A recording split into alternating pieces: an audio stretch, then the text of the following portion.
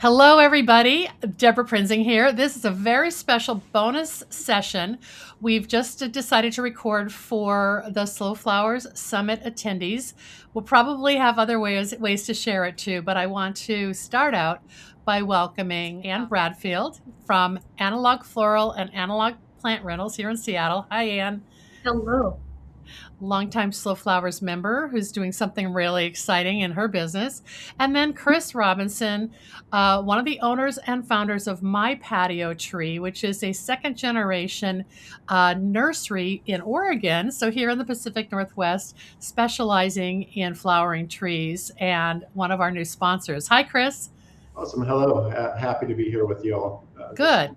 The purpose of this is that in talking with the people at My Patio Tree, I became really intrigued about connecting them with a conversation with Ann because Ann is a longtime Slow Flowers member and floral designer, but you specialize through your experience in doing events in tree and plant rentals. So I want to talk about what we all need to know about using trees to enhance the environment for weddings, events, and corporate settings. And can you start by talking about your business and talk about how this all happened? How did you start to add plant and tree rentals to Analog Floral? Yeah, absolutely. Well, I've been in business for 23 years, and for the first 18 years, more or less, I only did weddings. So I was really in that wedding sphere specifically. And through doing weddings, I would have occasional clients who wanted trees. And there was one vendor in the Seattle market who rented out plants. Um, and it just kind of seemed like, well, maybe that's something I could get my feet in a little bit. And so I started out with 6 maple trees, and then it just kind of grew and grew.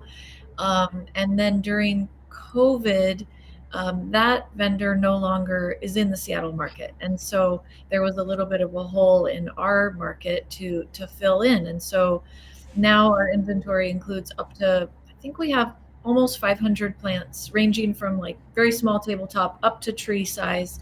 And we specialize in short-term rentals for events and very few weddings actually. So I've gone from all wedding to like not wedding at all. And the plant rental side has kind of become its own, it's a sister brand now. It's not really part of Analog Floral, it's alongside. So I've got 2 operations running. Yes, and I'm going to put your website up in a second, but it's interesting. You started to answer my question about who are your customers. I did not understand that. I have pictured people wanting trees at the ceremony site, but it's more for what kinds of events? Like corporate? You said corporate, like trade shows, that sort of thing? Yeah, we do a lot of stuff with trade shows, conventions. We're in and out of the Washington State Convention Center a lot. And then we're really fortunate to work with some of the big companies in the Seattle area, like Google and Amazon and Microsoft. And they have a lot of in-house events, as well as like their bigger, CEO conferences and stuff. So um, I think there's just a need for kind of enlivening these corporate spaces that can feel a little bit sterile sometimes. And especially if you're having an event in your workspace that you're in all the time, it's nice to bring in fresh, alive product that meets sustainability requirements and just transforms the space in a really warm way.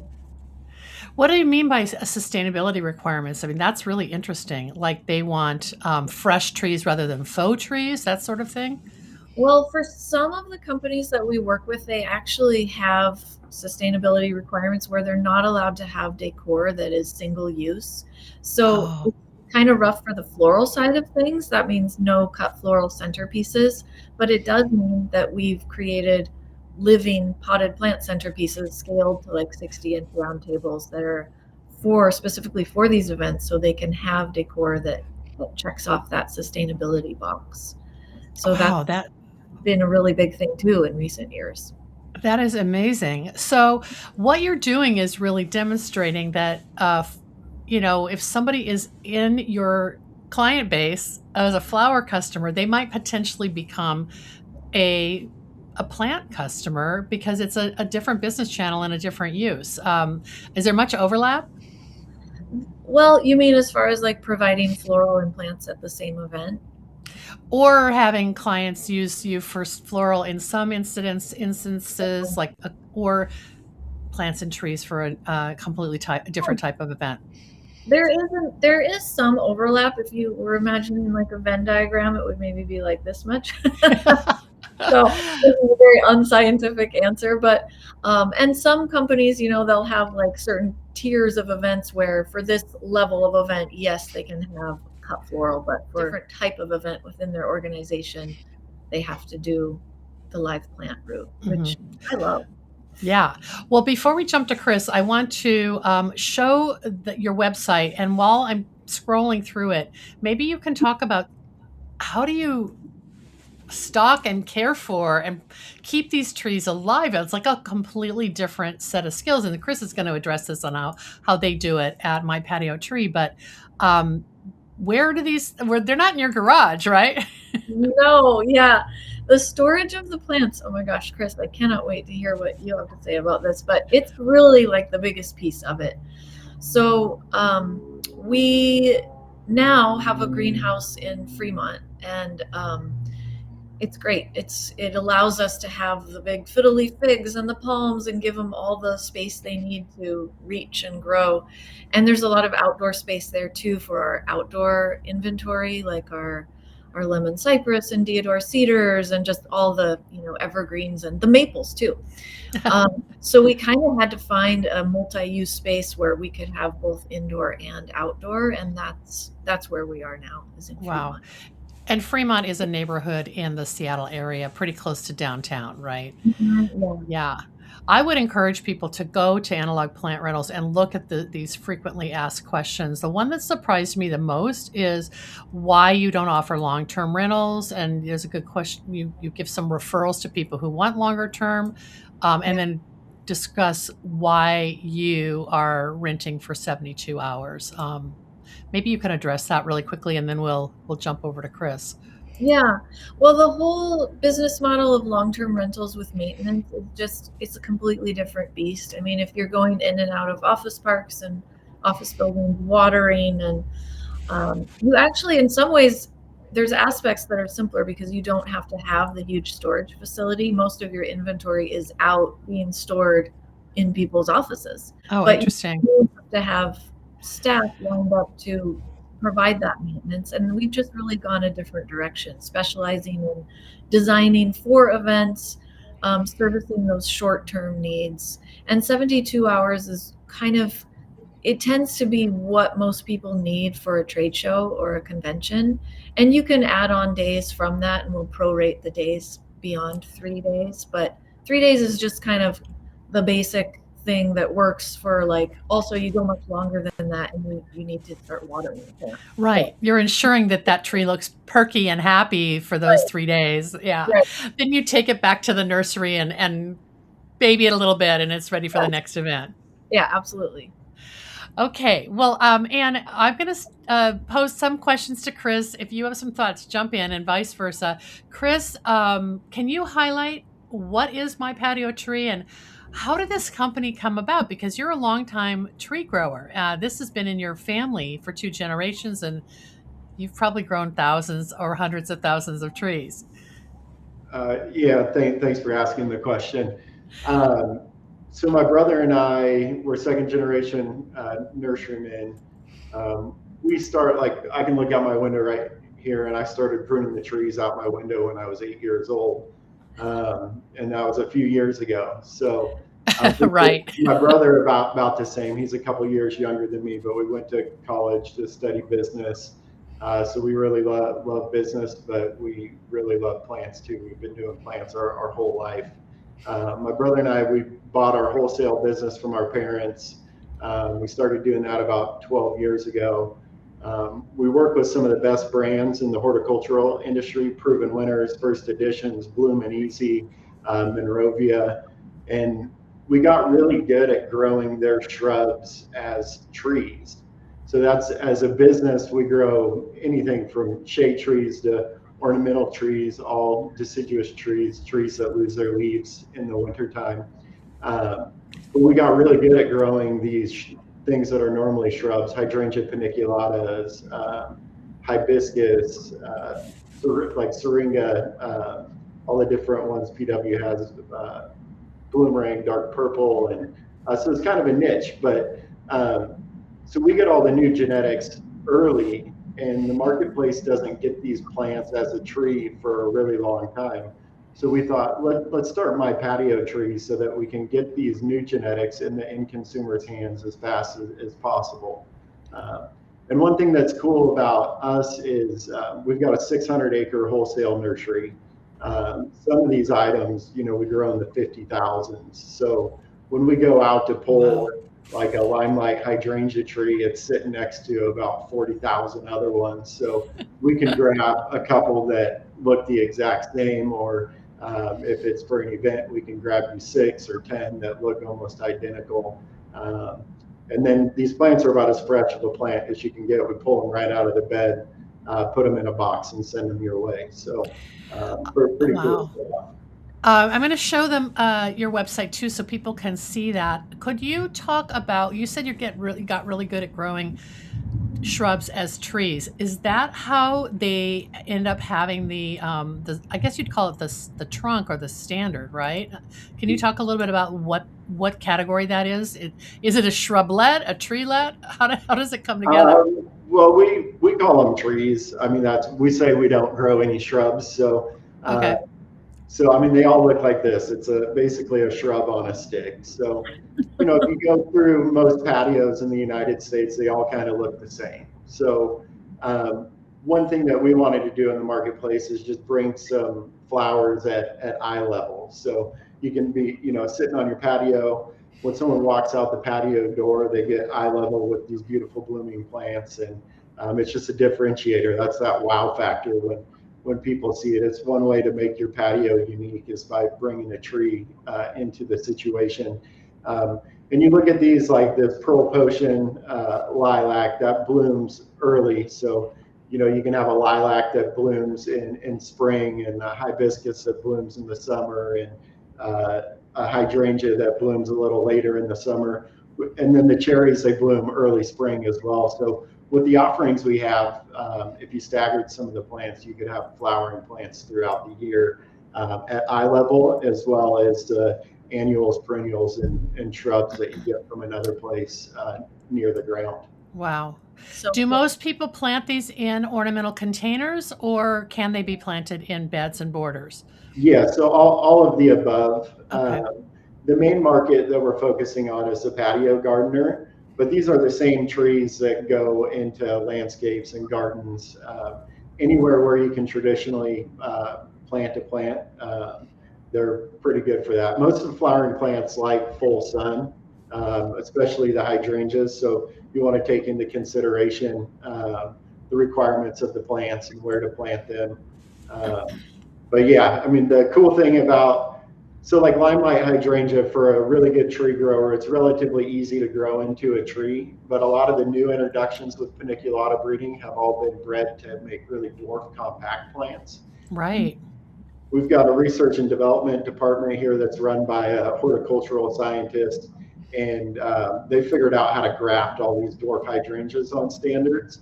So some of the things like Little Quickfire from Proven Winners, or Little Hottie from First Editions, or just these more dwarf compact plants we can now graft on a standard. So that's another differentiator. You're not going to find those in a garden center, but you'll find them on mypatiotree.com. That's a really good point, because there's sort of it's a young plant is when that grafting takes place, and then you grow it on. So it's I don't know, the graft is established, and that's exactly right. It's sturdy, just like it would be if it was grown that way all along. So, okay, how am I going to matchmake the two of you? Do you envision, Chris, a situation like Anne described, where the My Patio trees that are flowering could be used in short-term rentals for indoors? Is that sort of a hybrid category that would be beyond people who are home gardeners? Yeah, so I thought about it a couple different ways. I think, when people spend a lot of money to go to a wedding, they really like a gift. And I know My Patio Tree is relatively inexpensive, but maybe in a wedding situation, you could have them for the runners next to the chairs, and then do a raffle, or I don't know how you give away all the trees that you got to be fair. But we've had our plants throughout the years in lots of different weddings. My brother-in-law and sister-in-law's wedding, we had the lilacs. I think it was early July, and they were in full bloom, and like all the butterflies came in and surrounded them. You got this whole other layer to the wedding than you would have thought, just having these pretty smelly plants. But when the pollinators came in, and luckily they were butterflies and not bees, so no one freaked out about it. But it's pretty awesome. It's just something that people are going to remember. And if someone takes that away as a gift, or someone like Ann held those on to let someone else experience the same thing, that would be awesome. Well, in fact, at the Northwest Flower and Garden Festival in mid-February, the trees will be indoors for 5 days. So people who come to the show will see them in different settings. Like I was telling Ann earlier, on stage and at the Traveler's Teas, they're going to decorate some of the rooms. So the trees can withstand short-term use indoors. That's correct. Yeah. Probably for longer than most people would think, if they're kept with water. But yeah, they'll be good inside. I want all of them. So matchmake us, Deborah. I want these trees. They're so gorgeous. Do you think that your clients would be interested in having flowering trees as sort of a different layer of decor for a type of event? I do think so, yeah. Not all of them, but I mean, the tricky thing is sort of, and I think we were going to ultimately get to this question, but knowing the product well enough to be able to say, yes, you can have this lilac flowering in July, but no, by September, you're going to be looking at the hydrangea, or, so yeah, just, that's interesting. So kind of having a bloom calendar so that you can recommend which time of year is best, or which tree is best for which time of year. Yeah, I mean, I'm sure you run into this, Chris, but it's funny how out of touch sometimes people can be with what is actually happening in the natural world. Like, no, you can't have a full maple tree in December because it's naked at that point. People just kind of forget.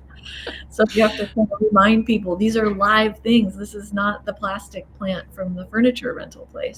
Right. Well, what are the specific care and feeding requirements and that you recommend to people, Chris? I mean, in general, I know it may vary by tree, but like people want to have these long blooming patio decor, and they're going to get a nice, at least 3-4 weeks of flowering off of from many of these varieties? Yeah, that's correct. So if we start at the first one, the cherries are going to be the first thing that blooms. And with the cherry, they're very beautiful when they bloom, but they bloom and then they release their blooms very quickly. So that happens in probably about, they bud for about a week and then they bloom for about a week. But the lilacs, they'll start blooming and they hold from bud to bloom, might be 6 weeks that they have their flowers going, and they're very fragrant. And then the next one we have that blooms would be hibiscus, and they kind of bloom all summer long. They bud and the hardy hibiscus bud and bloom. And then with the hydrangea paniculatas, they're probably by far my favorite. We love growing hydrangeas around here. We probably grow 100,000 hydrangea trees a year at our wholesale business. And when they're in full bloom, like you look down these beds and they're just amazing.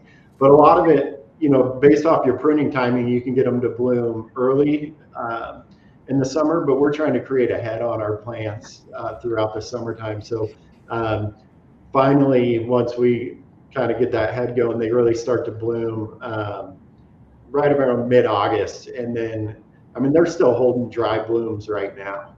Well, that's what you have behind you, right? Are some dried flowers? Yeah, these are dried blooms. They were taken off at peak and dried, so you can see all the different colors. And that's one of my favorite things about the hydrangea paniculatas right now with the breeding. Like, there's some red ones kind of in here. Gorgeous. First Editions has one called Berry White that just gets a really red color. This is Pinky Winky Prime that kind of gets some red to it. and there's some little lime, and we got some bobo. There's all sorts of different flowers in this vase. So you get, based off of, usually when the paniculatas come out, they're either like a lime color or a white color. But as they progress in their flowering, like this berry white, the darkest one you can see right here, it turns red. Yeah. Uh, so right now we don't have a full bloom calendar on the website, but we're working on that. In the next several months, you'll see the bloom times for each of the varieties, so that if you have a special event, you can make sure that it's in bloom. The other thing with My Patio Tree, if you just shoot us a quick message on what you want to use the plants for, um, we can let you know where the plants are at and if they're going to be good for the use that you want. There's lots of opportunities if you just reach out and contact us.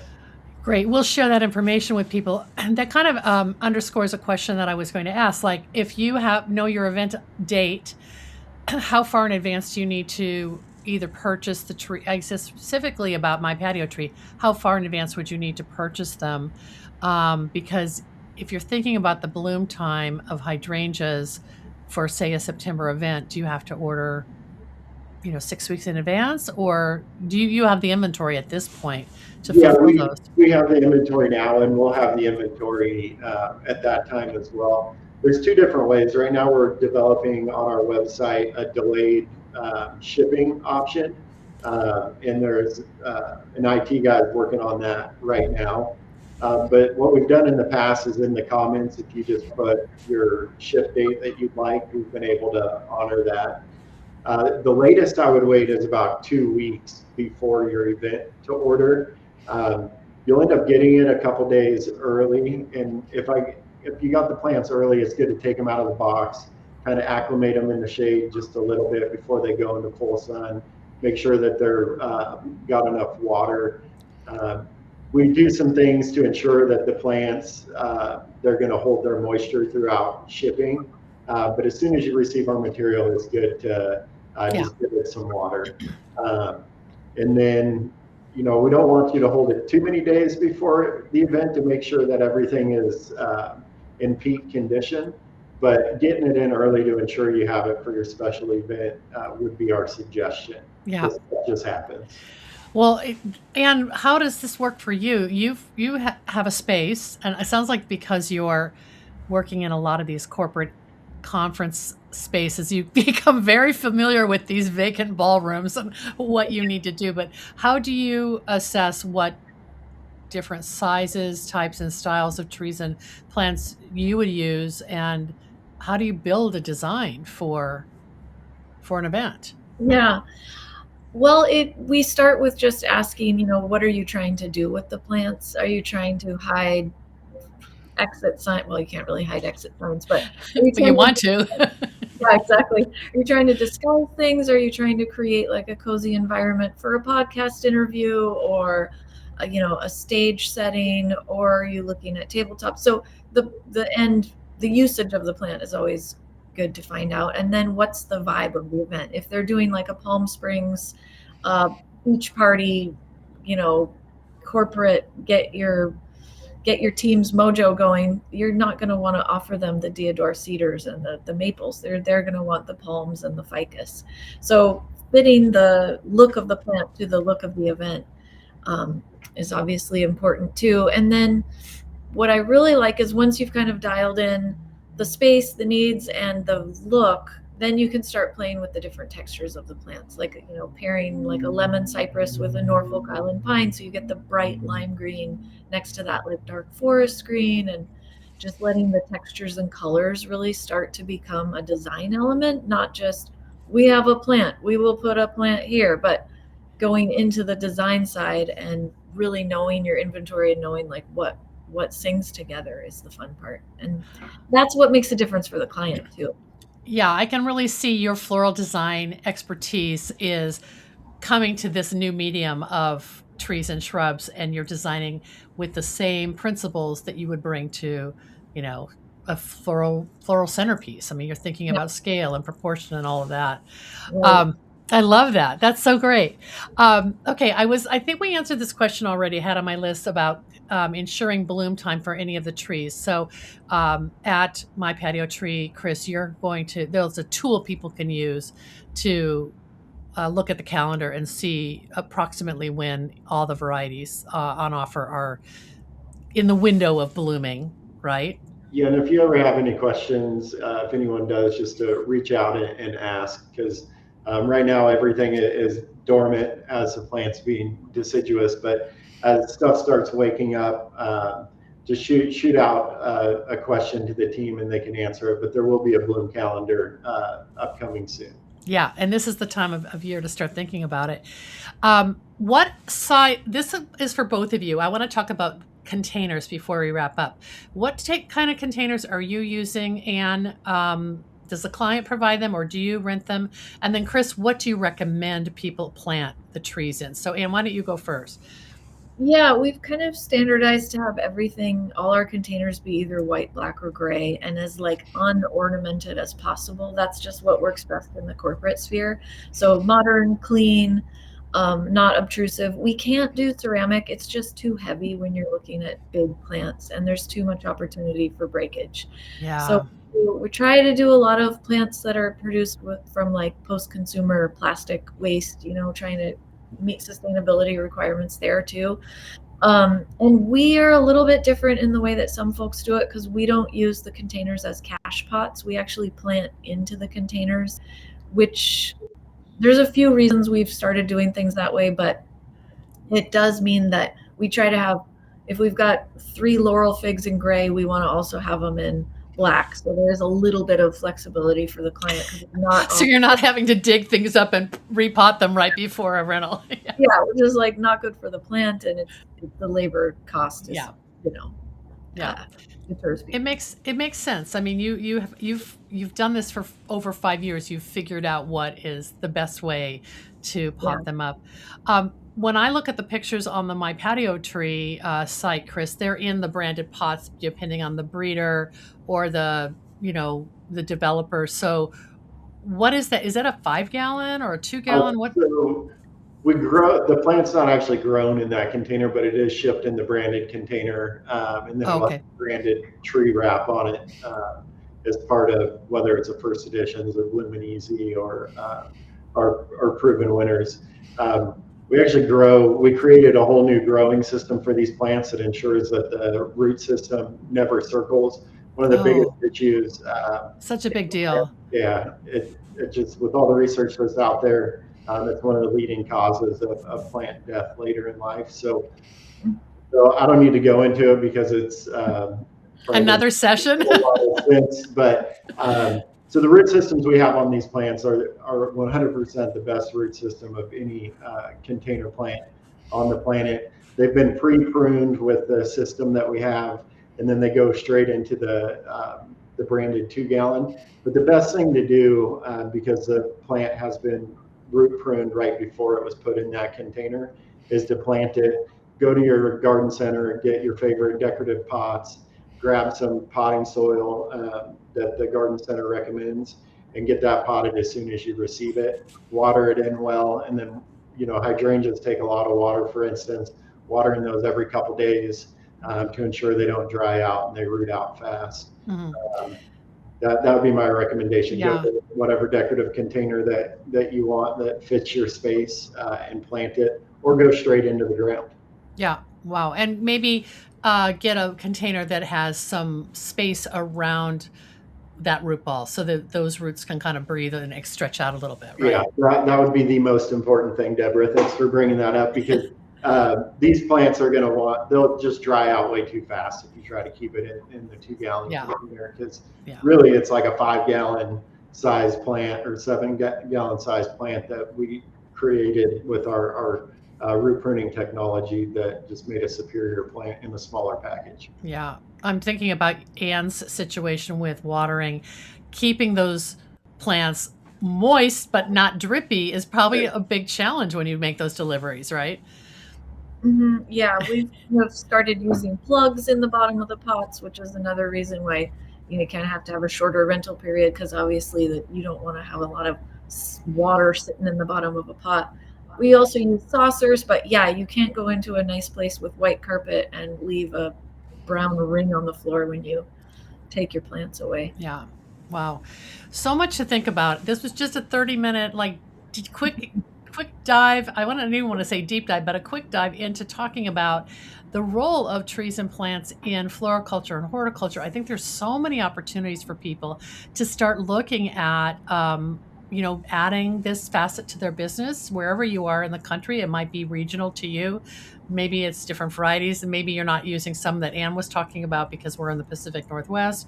But the design aspects are endless, and that's what's so exciting to think about using flowering trees. Chris, you say that your trees are called the gold standard of standards. I think I know why, but describe that term standard and what that actually means in the tree world. So the standard is just like the stick that you see, and then the shrub that's on top of it. The trunk, right? The trunk, yeah. And our growing team is exceptional at growing these plants. So the plants they crank out are definitely the gold standard. And really, the gold part of it is it's unique and rare. Like you're not going to see it in other people's yards or patios.